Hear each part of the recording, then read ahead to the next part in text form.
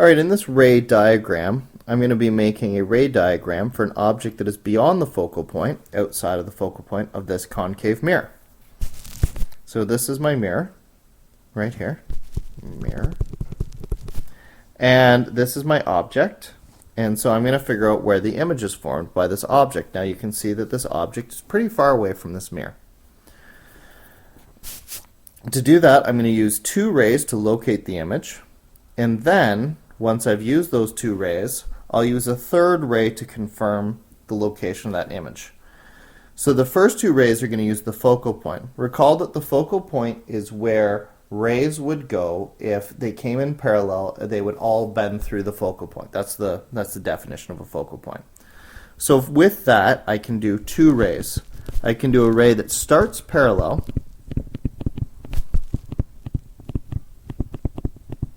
and we're always going to start from the top of the object, and then bends through the focal point.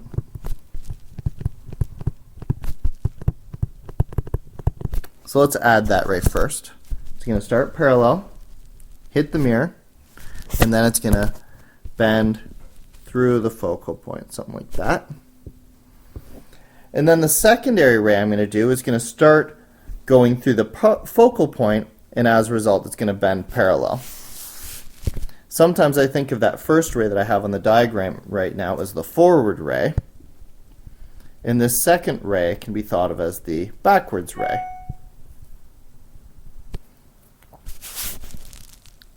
So this one is going to start going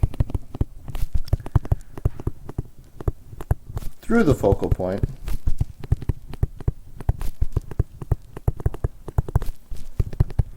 then bend parallel.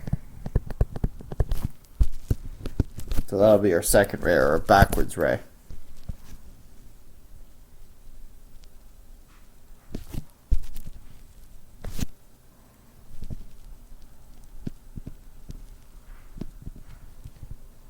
Something like that, and then it'll bend parallel. So what we get right here is we get the formation of our image. Let me try that again.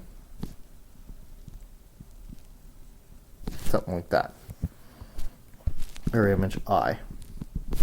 What I can see now is that since real light came together to form this image, it's real, it's inverted, as in it's upside down, it's close to the mirror, and it's small.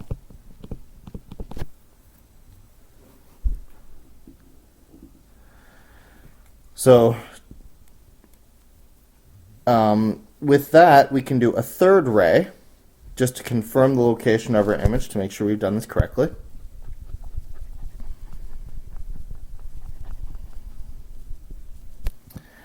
The third ray is going to go through the center of curvature,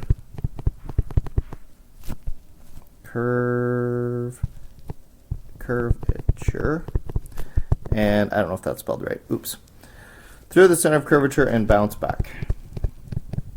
This is like hitting the very central part of the mirror and getting bounced straight back on yourself. So that ray would go, what did I just do here? Hold on a second, sorry about that. That ray would go right through here, right through the center of curvature, hit the mirror and come back. Now if we've done this ray diagram correctly, and that's pretty good, we will see that that third ray should go straight through the top of the image. So all three of those rays converge in the same common location, and that's where our image is located. So again, we had the forward ray that goes parallel and bounces through the focal point, the backwards ray which goes through the focal point and bounces parallel. We can almost imagine we call this the backwards ray because we know its direction, because if it went backwards it'd have to follow that same direction. And the third, if we want to think of it as the conformational ray that goes through the center of curvature and bounces straight back. All three of those rays should converge in the same location, and that's the location of where our image is. Again, just to repeat, the focal point where parallel rays all go through, and the center of curvature, if we imagine that this is a concave mirror caving in, and it forms a giant circle, the center of curvature is where the center of that giant circle would be. So that's how you do a ray diagram for a concave mirror for an object that's far away.